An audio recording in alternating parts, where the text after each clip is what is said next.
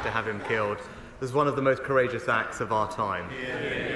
Together with our allies, we are considering all options to hold Russia and Putin to account, and this morning we sanctioned those running the prison where Alexei Navalny's body still lies. Mr. Speaker, this morning I had meetings with ministerial colleagues and others. In addition to my duties in this House, I shall have further such meetings later today.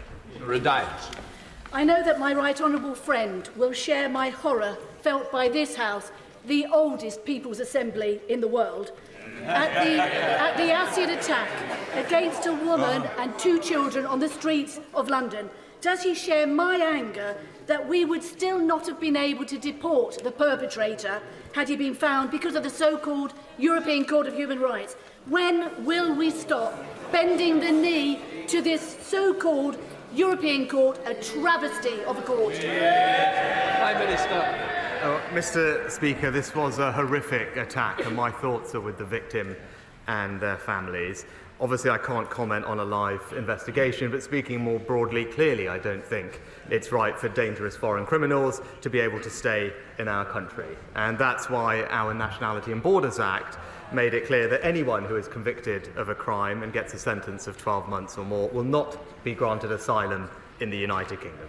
That is the common-sense position that I believe is supported by the majority of the British public, but one that the Labour Party voted against time and time again. Leader of the Opposition, Keir Starmer. Thank you, Mr. Speaker. Can I start by welcoming the new member for Wellingborough and the new member for Kingswood? I know they will both be powerful advocates for their constituents. On a more sombre note, Mr. Speaker, can I join with the Prime Minister? I was glad to hear what he just had to say, because I'm sure the whole House will join me in sharing our disgust at the death of Alexei Navalny, who, as the Prime Minister said, died because of his efforts to expose the corruption of the Putin regime. It is a reminder that Putin has stolen not just the wealth, but also the future and democracy of the Russian people. Mr. Speaker, would the Prime Minister be prepared personally to repeat the allegation made by his business secretary that the former chair of the Post Office is lying when he says he was told to go slow on compensation for postmasters and limp to the next election? Mr. Speaker, as the Business Secretary said on Monday, she asked Henry Staunton to step down after serious concerns were raised. She set out the reasons for this and the full background in the House earlier this week. But importantly, we have also taken unprecedented steps to ensure that victims of the Horizon scandal do receive compensation as swiftly as possible and in full. Making sure that victims receive justice and compensation remains our #1 priority, and we will shortly bring forward legislation to address this matter soon. I'm not sure that takes us very much further forward, so let me press on, because on Monday the Business Secretary also confirmed categorically that the Post Office was, and I'll quote this in fairness to the Prime Minister, at no point told to delay compensation payments by either an official or a minister from any government department, and at no point was it suggested that a delay would be of benefit to the Treasury. So that's Monday. A note released by the former Post Office chair this morning appears to directly contradict that. And I appreciate the business. This really matters to the people who've been at the heart. I appreciate that the Business Secretary has put the Prime Minister in a tricky position. But will he commit to investigating this matter properly, including whether that categorical statement was correct and why, rather than taking those accusations seriously, she accused a whistleblower of lying? Mr. Speaker, it is worth bearing in mind that, as the Business Secretary said on Monday, she asked Henry Staunton to step down after serious concerns were raised. But this is, on a matter of substance, one of the greatest miscarriages of justice in our nation's history, because people who were working hard serving their communities had their lives and reputations destroyed, and that's why we are working hard to ensure that they get justice and compensation, and that's why we established Sir Win Williams' inquiry. It's why we've already paid out over £150 million of compensation to almost 3,000 victims, and it's why we will introduce new legislation shortly to exonerate those. We will make sure that we do what is needed, that the truth does come to light, we right the wrongs of the past, and crucially, that victims get the justice that they deserve. Mr. Speaker, I do hope the Prime Minister will instigate that investigation into what was said on Monday, because one of the features of this miscarriage is that where concerns have been raised, they've been pushed to one side. And this week we also learned that a 2016 investigation into whether post office branch accounts could be altered was suddenly stopped before it was completed. Now, had that investigation revealed that they could be altered, which we now know to be the case, the livelihoods of those wrongly prosecuted could have been saved. What did government ministers know about it at the time? Mr. Speaker, the Leader of the Opposition has picked one particular date, but it is worth bearing in mind that this scandal has unfolded over decades, Mr. Speaker, and it was actually following a landmark 2019 High Court case that the previous government established a statutory inquiry led by Sir Win Williams, which is uncovering exactly what went wrong, Mr. Speaker, and it is right that that inquiry is allowed to do its work. But also, Mr. Speaker, following the High Court case, the government established an independent advisory board, established not one but 3 different compensation schemes, and as of now, over 2/3 of people have received full and final offers, because what we are focused on is making sure that the victims get the justice and the compensation that they deserve. Mr. Speaker, this information about 2016 has just come to light, I think, this week, which is precisely why I'm asking about it. Exactly. Considering the Prime Minister's Foreign Secretary was running the government in 2016, and one of the Prime Minister's current Cabinet Office ministers was the Post Office Minister, has he thought to ask either of them what they knew in 2016? No, Mr. Speaker. We did the right thing, which was to set up an independent statutory inquiry. That is the right way to resolve this issue. It's the right way to get victims the truth and the answers they demand. But this government is getting them the compensation that they rightly deserve. Mr. Speaker, as we all know, the Horizon scandal left people isolated, their livelihoods lost, their lives ruined. Some died without ever getting the justice that they deserved. Fears of delay, Prime Minister, or cover-up are causing them anguish. And yesterday, Chris Head, once accused by the Post Office of owing more than £80,000, he said this yesterday: there is a lack of transparency. We need to see the correspondence between the Post Office, the Department and UKGI, because all of the time everything gets shrouded in secrecy. This is his words. Have some respect, please. He's a victim. Now, I appreciate the inquiry is ongoing, but as the Prime Minister knows, and so do I, so does the whole House, that does not provide a reason why he can't draw a line under this, give postmasters like Chris the peace of mind they need, and release all of the correspondence that he wants to see. Will he now do so? Mr. Speaker, as I said, this is one of the greatest miscarriages of justice in our country's history. I don't think that the Leader of the Opposition ever raised with me over these exchanges over the past year.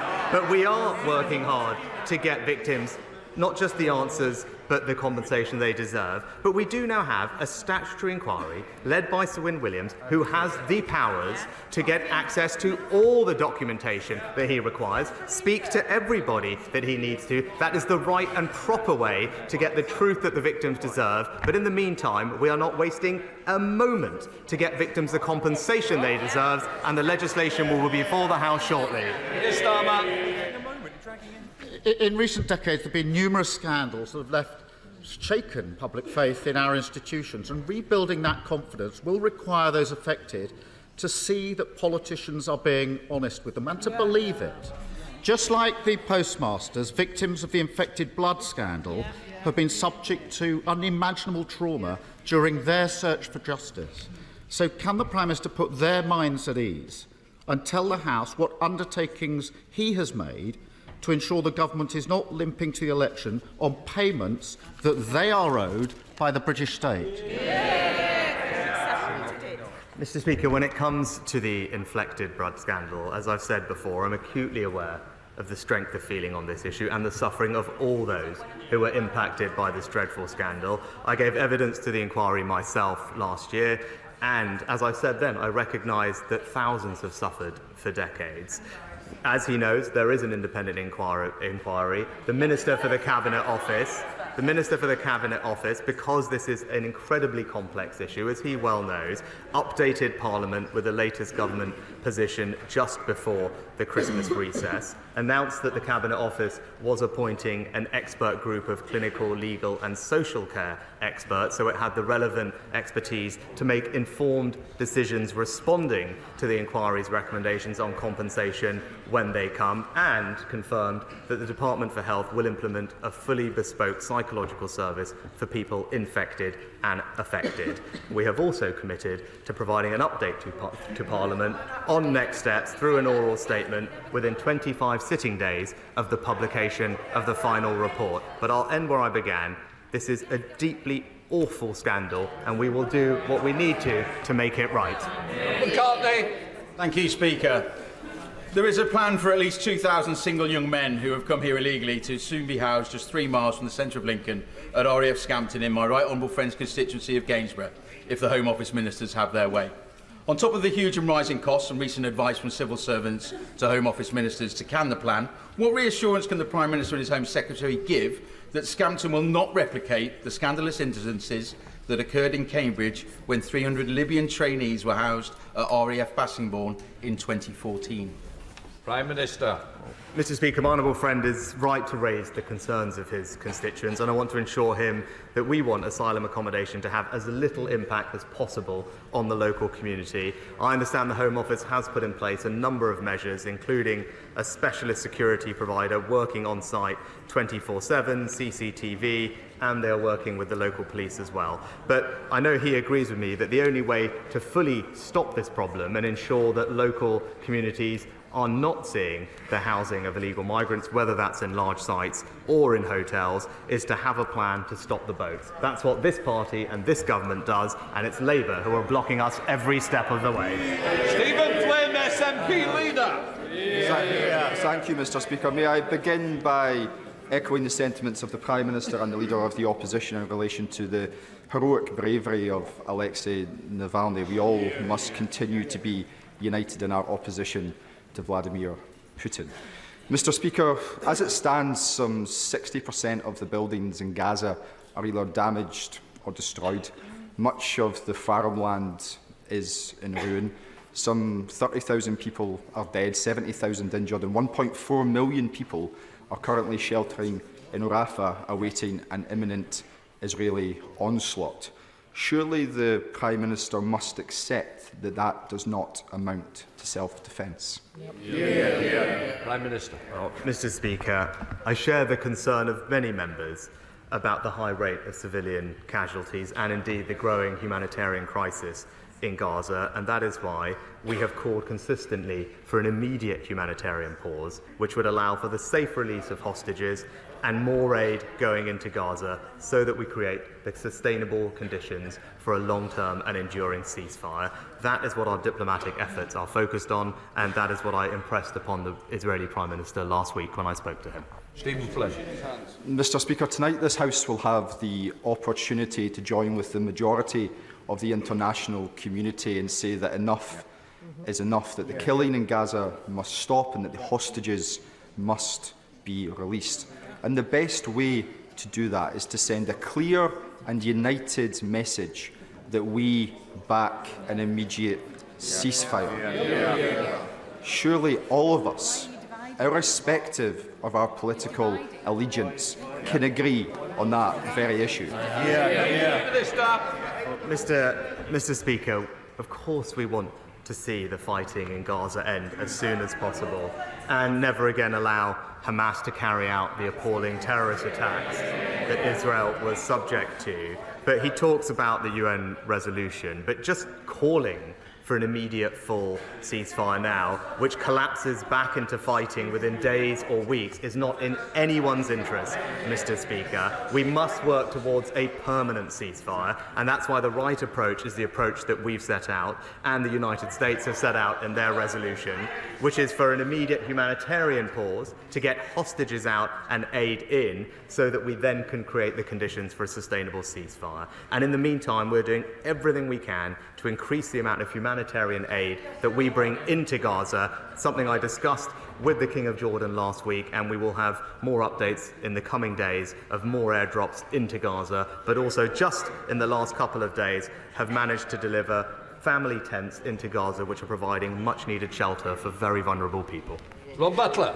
Thank you, Mr. Speaker. Key to the much-needed regeneration of Aylesbury are new link roads to cut congestion. Money from the cancelled part of HS2 is meant to be paying towards them. That's only right, given the destruction that's being caused by the construction of the first part of this unwanted railway. But the cash hasn't arrived yet. So can my right honourable friend assure my constituents they will get the roads they need so they can spend less time sitting in traffic jams and more time growing the local economy? Well, as my honourable friend knows, last autumn we announced the government's vision to redirect £36 billion of savings from HS2 to invest in hundreds of transport projects across the country, including possible increased funding for two projects that I know my honourable friend has campaigned on tirelessly, the South East Aylesbury Link Road and the Aylesbury Eastern Link Road. I know he's met with the relevant minister on a number of occasions to discuss these proposals, and I can tell him that the details of how these funding uplifts will be allocated will be decided very shortly. Neil Hanbait. Over 40,000 North Sea oil and gas jobs are at risk from an incoming Labour administration, and neither Labour, the Tories or the SNP have lifted a finger to save Grangemouth oil refinery from closure. With the passing of last night's petroleum bill, the UK government gave not one but two fingers to Scotland's energy ambitions within the UK. In today's money, can the Prime Minister explain, in today's money, the UK has received over £300 billion in tax receipts from North Sea oil and gas. So why can't the UK government find £80 million to secure Grangemouth's future into and profitability beyond 2025? Mr. Speaker, as I've previously told the House, the future of Grangemouth is a commercial decision for their owners. The site will remain operating as a refinery until at least May 2025. The UK and the Scottish governments are working together to make sure that there are sufficient assurances in place for the support of employees. But when it comes to backing Scottish energy, Mr. Speaker, it's this government that just this week has ensured that we can support British North Sea oil and gas, safeguarding 200,000 jobs and increasing our energy security. It's the SNP and the Labour Party that oppose that, but we will always back our fantastic North Sea economy. Virginia Crosby. Mr. Speaker, does the Prime Minister agree with me and Welsh farmers like Gareth Wyn-Jones that our farmers and food security are vital and that the agricultural budget should be ring-fenced, unlike the Welsh Labour government propped up by Plaid, which is determined to force our farmers out of business with its approach to nitrate vulnerable zones, TB, and its new sustainable farming scheme, which, using Welsh Government's own analysis, is forecast to result in 5,500 job losses and a £200 million hit to the Welsh economy. My honourable friend is an excellent campaigner on behalf of her local farming community, and I know that she's been working hard with Gareth Wyn-Jones to raise their voice, especially where there is so much concern, Mr. Speaker. On this side of the House, we're supporting farmers with more money to grow more British food, in contrast to the plans that she highlighted, which would decimate farming communities in Wales. It's the opposite of what is needed. While we will always back our rural communities across the UK, it's Labour that would take them back to square one. Thank you, Mr. Speaker. It's now over 2 years since the fan-led review on football governance was produced. Will the Prime Minister commit now to setting up an independent regulator with the upfront power to intervene to achieve a fairer distribution of the enormous riches which football has, to ensure that no community in the future loses its football club like happened in Bury? Will he commit to bring legislation forward urgently, or is he going to leave it for a future Labour government to act on behalf of football fans? Well, Mr. Speaker, the independent regulator will put fans back at the heart of football and help to deliver a sustainable future for all clubs. That delivers on our manifesto commitment, and the government is engaged in discussions with industry, and as was part of our King's speech, as the honourable gentleman knows. But I'm glad he brought up Bury Football Club, because it was the honourable member on this side of the House for Bury who ensured £1 million of funding to safeguard that football club, and that's what we're doing to communities up and down the country, Mr. Speaker. GP surgeries promised in planning applications take far too long to be built. So can we clear away the obstacles and make it easier for our amazing family doctors to use additional consulting rooms that they're happy with elsewhere in the community, so that GPs and the many extra prescribing nurses they're now employing can see more patients now while they wait for bespoke premises to be built? Minister. Mr. Speaker, I thank my honourable friend for his question, something that he speaks from a point of authority. Now, he knows that we do have high standards to ensure that GPs must provide services from premises that meet all the criteria required, but I do understand that it is possible for those services to be provided at alternative locations that meet the contract requirements. I'll happily ensure that the Health Secretary looks into his suggestions for more flexibility, but I know he will also welcome our recent plans to expand the range of services available at pharmacies, saving many people time and hassle to get treatment for 7 common ailments at their local pharmacists, easing the pressure on our GPs and speeding up the care that people deserve. Pete Wishart. I was in the House on 18th March 2003 when this House voted to go to war on Iraq on the demands of the then Labour government. What followed was death, misery and destruction on an almost unimaginable scale. Voting against the Iraq war was the vote that I'm most proud of in my time in this House. Today, after 29,000 deaths in Gaza, we face a vote of similar significance. Does the Prime Minister believe that MPs today should look back with that same pride, knowing that they have done everything possible to stop the death, destruction and misery tonight? Prime Minister.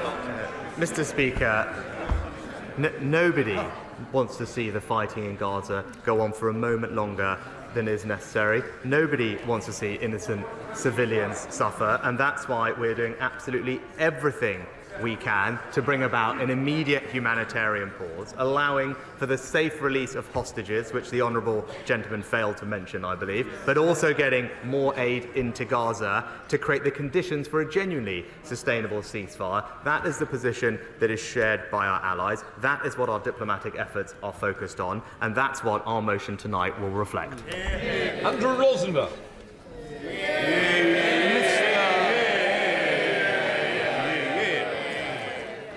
Mr. Speaker, sir, I've had the privilege to be spending a lot of time with the law-abiding, tax-paying, hard-working, patriotic people of Romford in recent months, and they've been telling me what they think. So, I'd like to ask the Prime Minister if he agrees with the people of Romford that we need a radical plan to control immigration and stop illegal immigration, that we need to regain sovereignty over our human rights laws in this country, that we need to tell the Mayor of London we need more police to stop crime in the London Borough of Havering, we need a fair funding settlement for Havering. So will he come with me to Romford Market, follow the footsteps of Margaret Thatcher, meet the people of Romford, because the one thing I can tell him they don't want is to be taken back into the European Union by a socialist government. Can I welcome my honourable friend?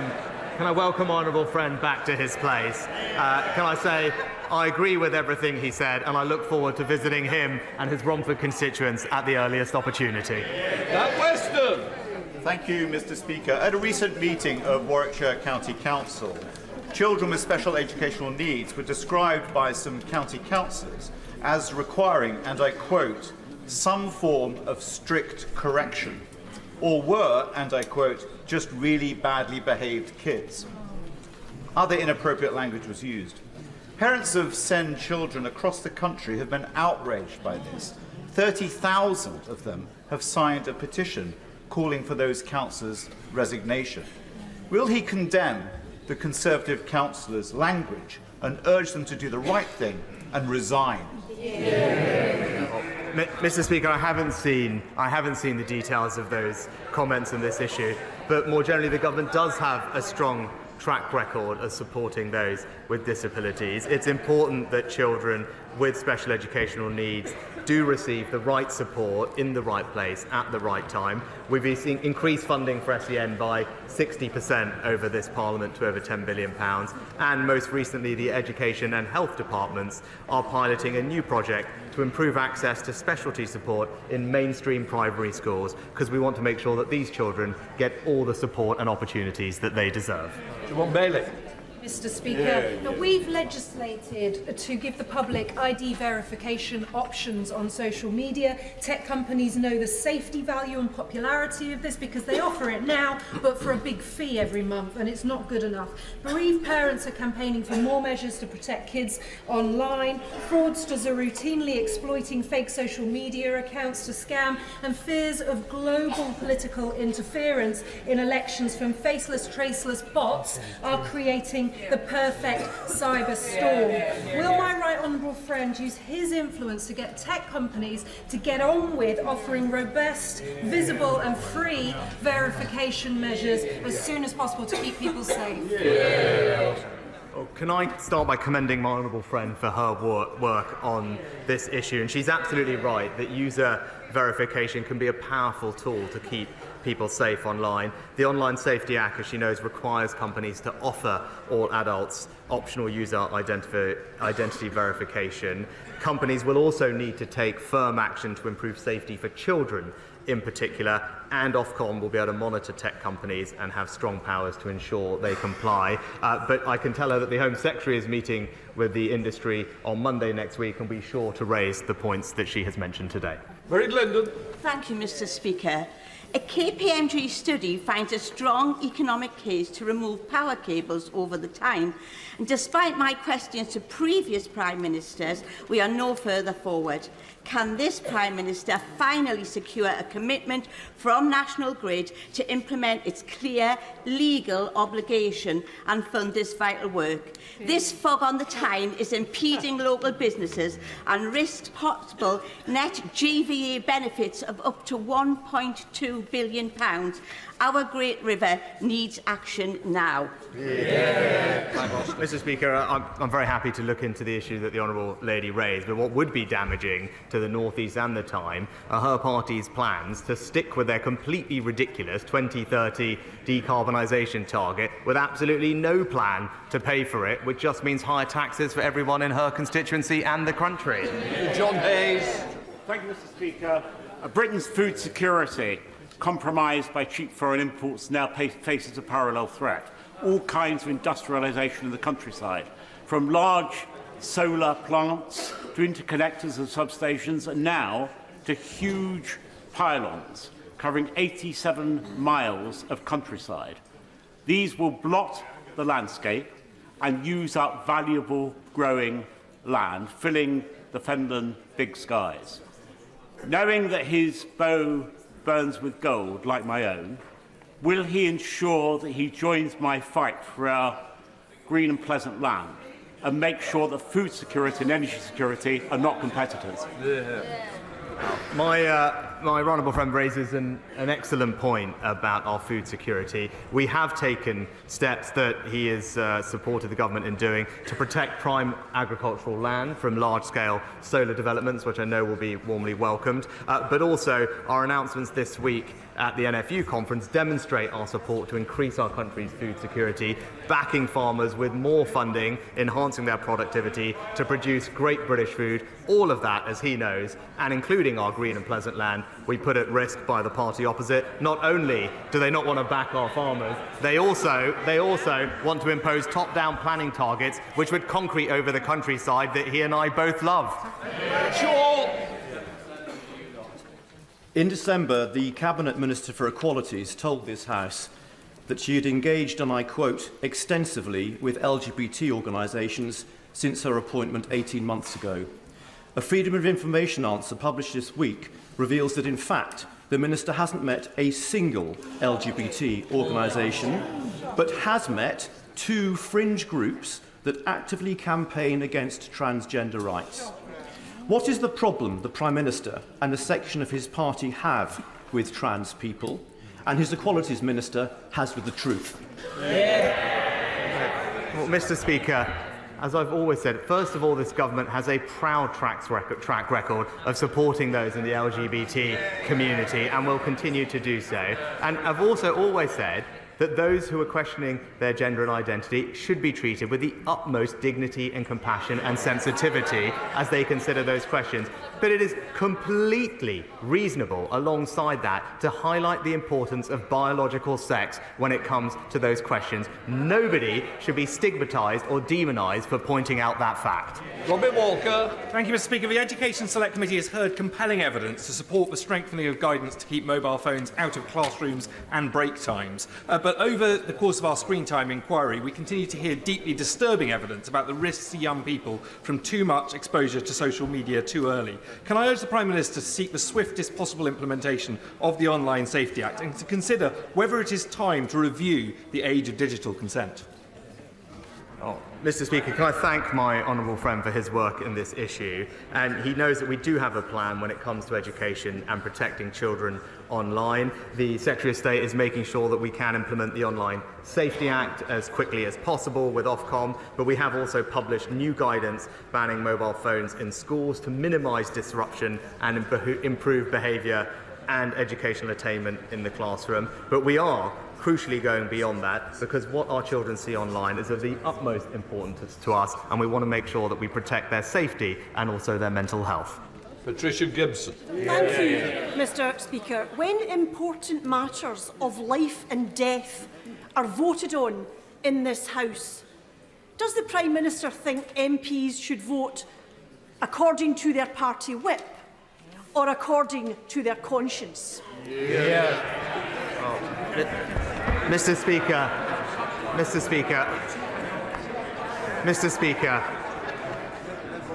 this afternoon the House will have an opportunity to consider its approach to the situation in Israel and Gaza. Our position is crystal clear.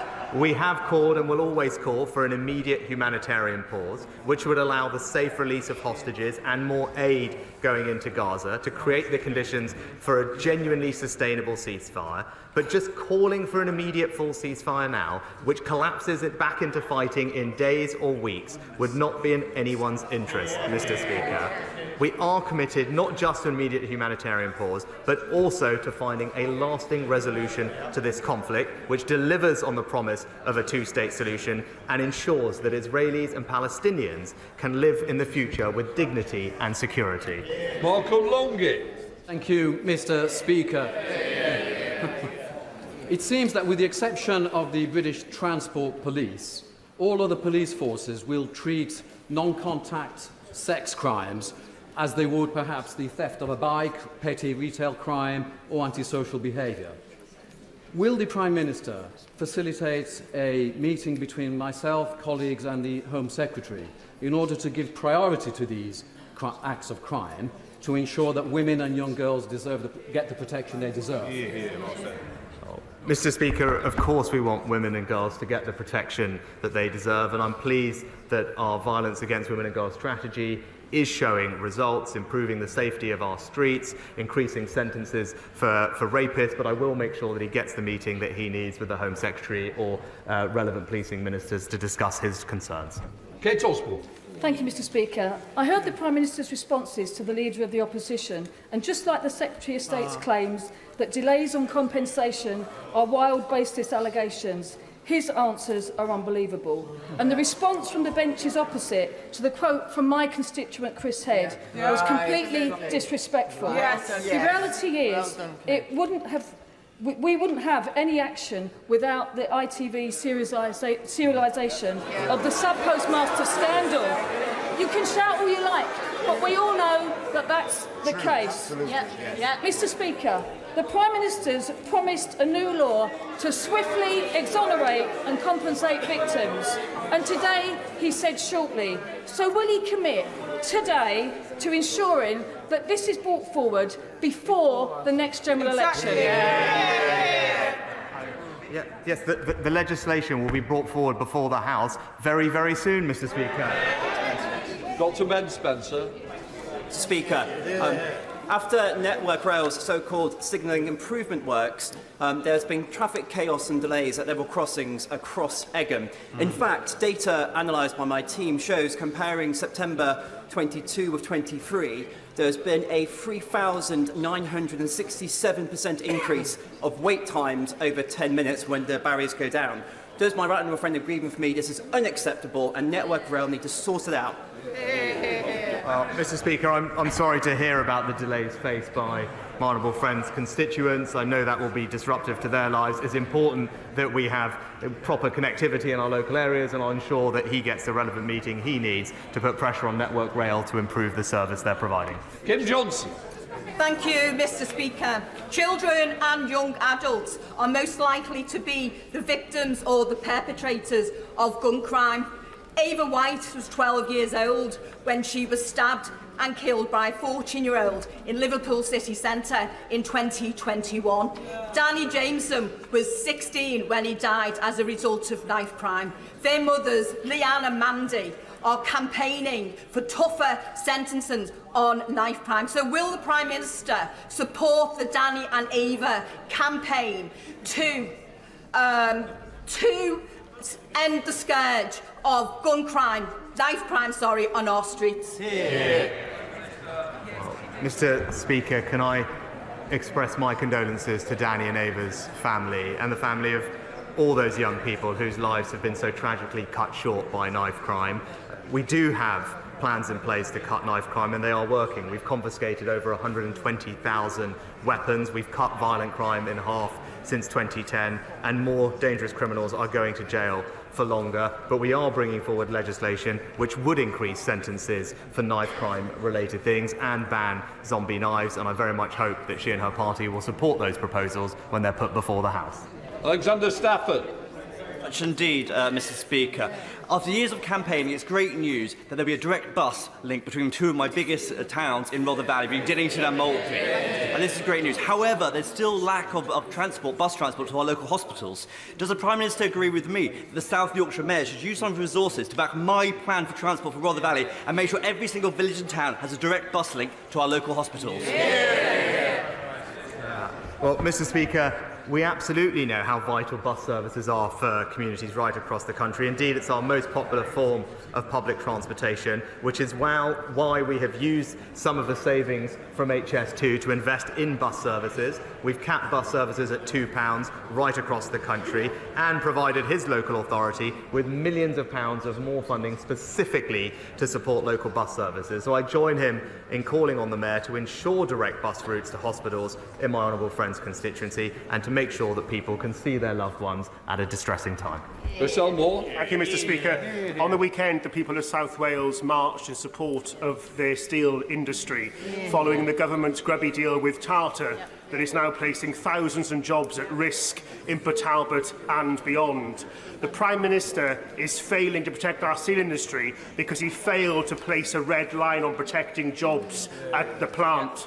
So the Prime Minister now has a choice: work with the unions, Tata and the workforce to protect the industry and the jobs with investment, or to walk away and do what Tories always do and abandon South Wales communities yet again. Which is it, Prime Minister? Mr Speaker, this government has worked hard to secure a long-term sustainable future for Welsh steelmaking and to grow the legacy of this important industry. That's why in the pandemic we stepped in to support CELSA, which he knows, safeguarding over 1,000 jobs and ensuring that that plant was sustainable. It's why we agreed one of the largest ever cash grants of £500 million to Tata Steel to safeguard at least 5,000 jobs, Mr. Speaker, which would otherwise have been lost. And perhaps he might want to ask why the Welsh Labour government did not put a penny in to support that deal. Thank you, Mr. Speaker.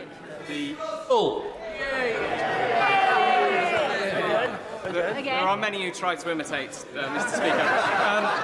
Mr. Speaker, the Watford area continues to be the proud home of the National Lottery, employing over 900 people. So would my right honourable friend and the Prime Minister and the whole Cabinet join me in celebrating the successful handover from Camelot to Allwyn on the 1st of February and the £48 billion raised by the National Lottery players funding 700,000 projects so far, I'm sure, in everyone's constituency. Thank you. Well, I join with my honourable friend in offering his congratulations and thanks to everyone involved with the National Lottery. All of us in our constituents have seen the incredible benefit from the investments they're making, and he's absolutely right to make sure that they get the praise they deserve today in Parliament. Graham Stringer.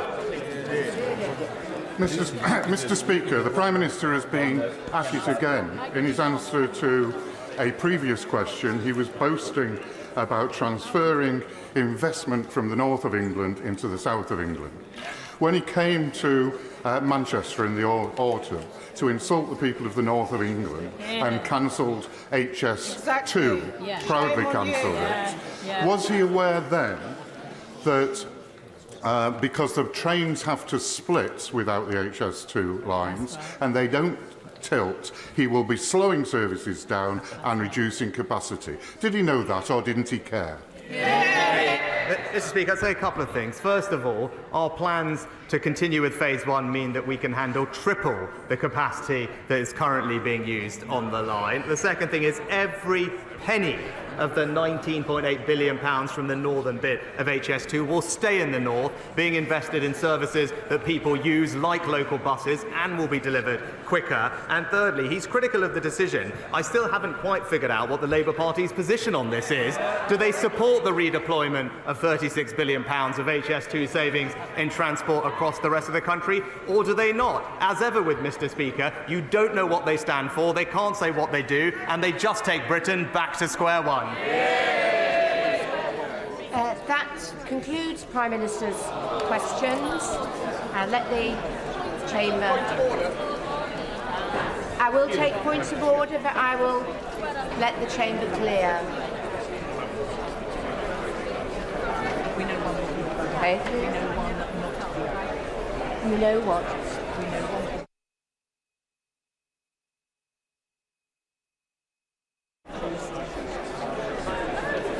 I'm just going to let the Chamber clear.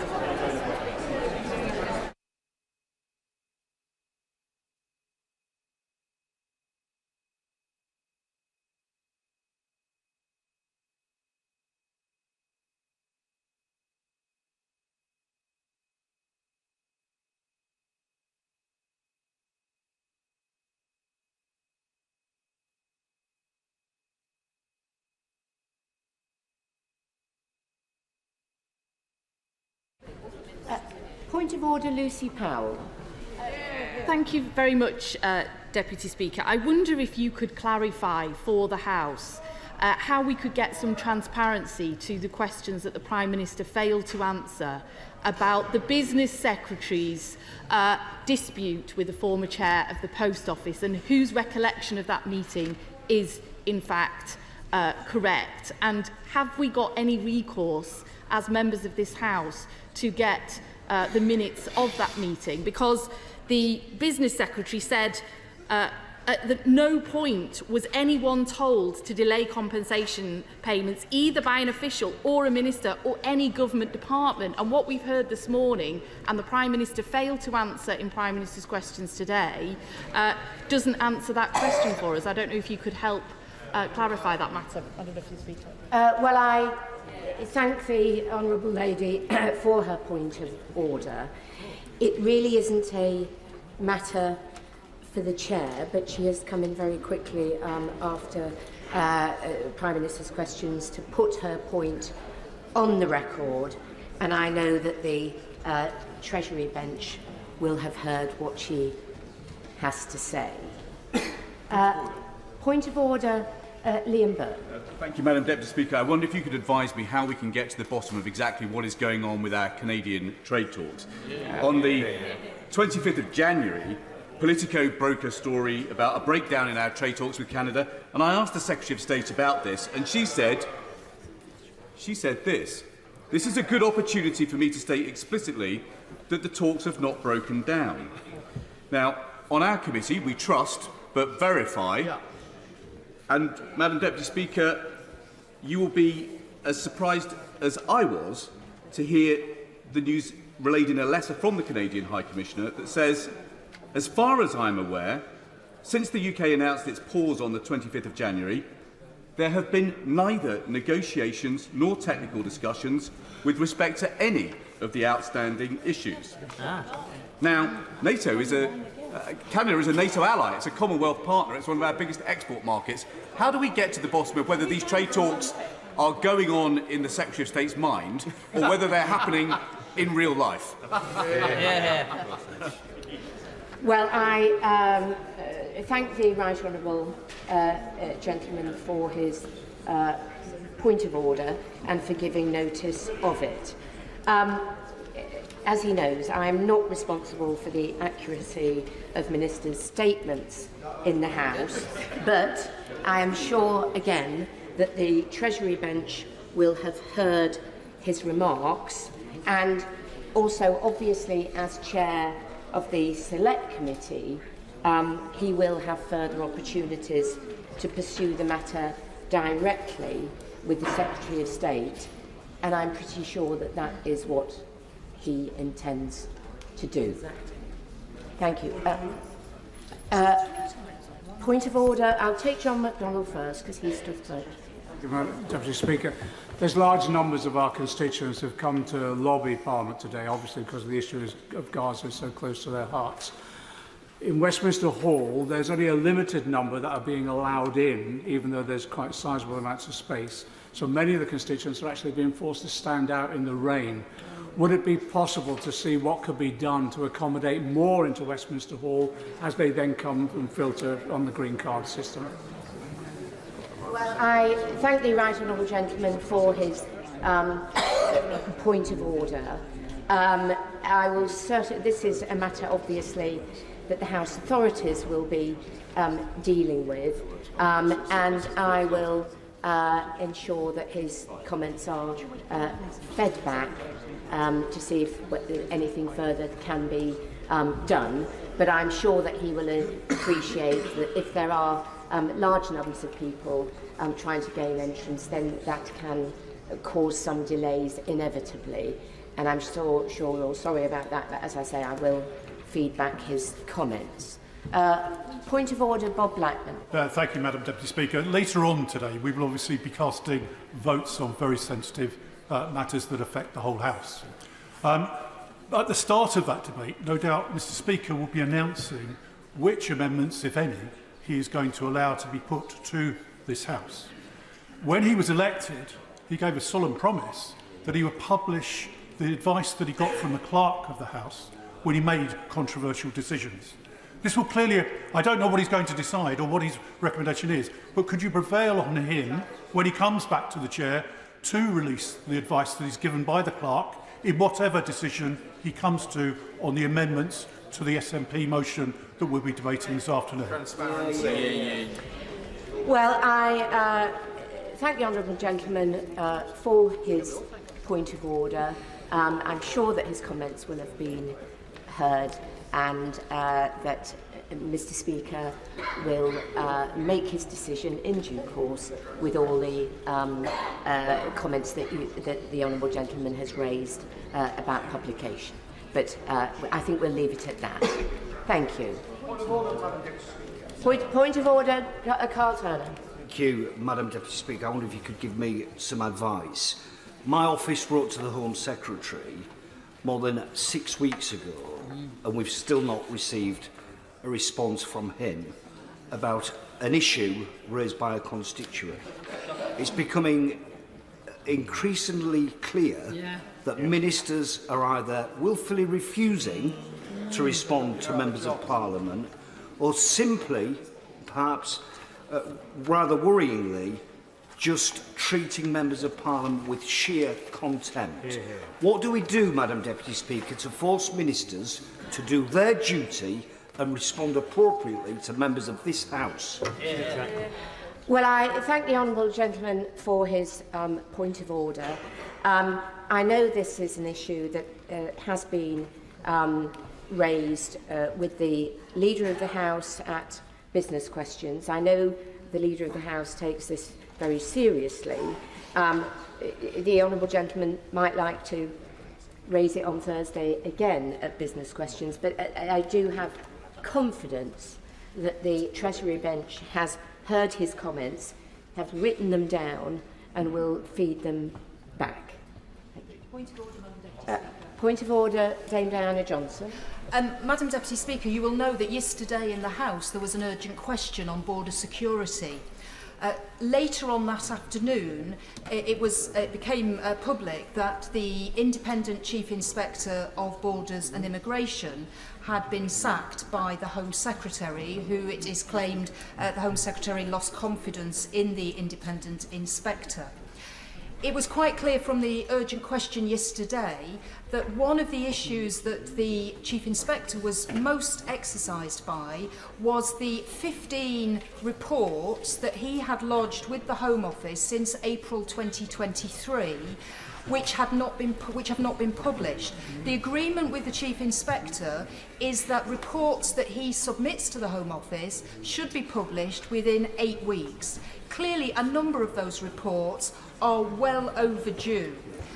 I wondered, Madam Deputy Speaker, if you'd heard had any indication from ministers about whether they were planning to come to the House to make a statement about Mr David Neil and the fact that he was sacked yesterday afternoon, and more importantly, what's happened to the 15 reports that the Chief Inspector has lodged since April last year, many of which are on important issues.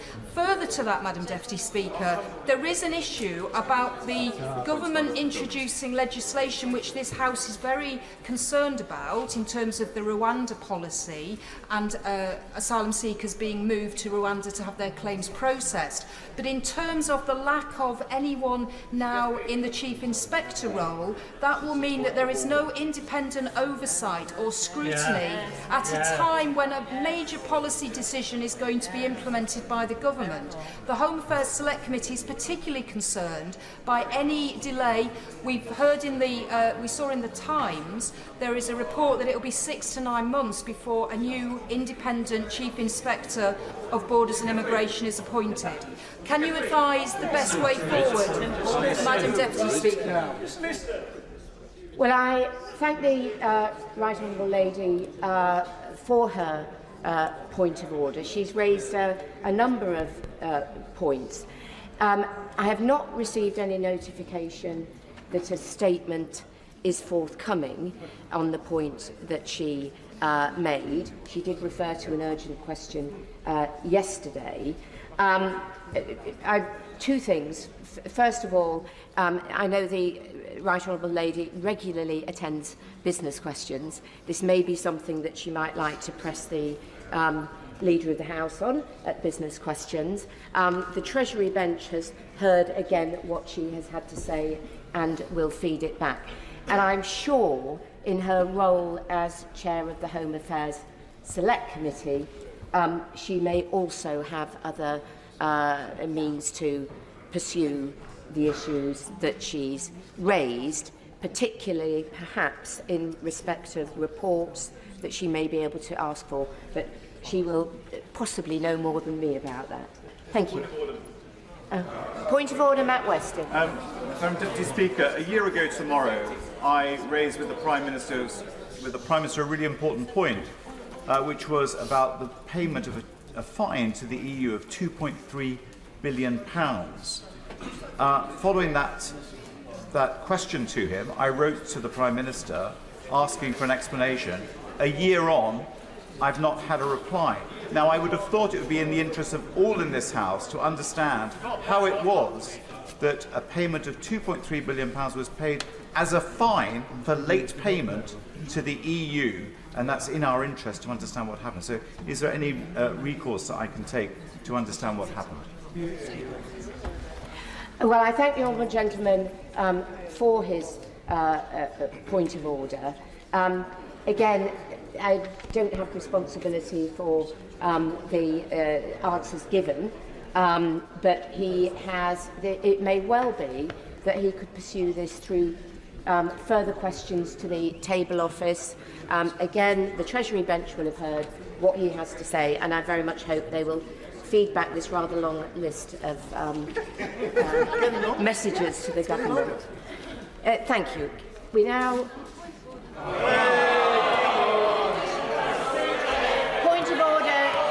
Point of order, Dame Angela Eagle, but I hope it will be quite a short one.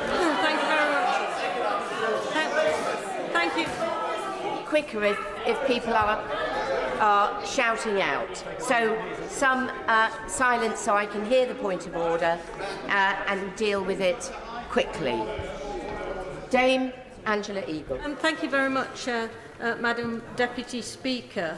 On the Treasury Select Committee, we've been considering the work of UK government investments across a range of issues, and we have now got to a situation.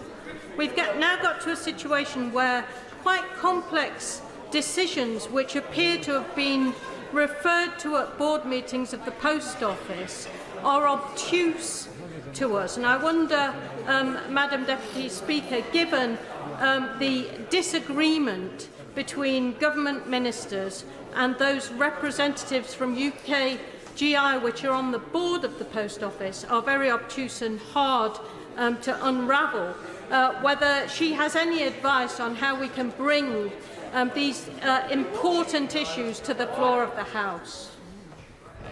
Well, the Right Honourable Lady is obviously on the Treasury Select Committee and a senior member of it.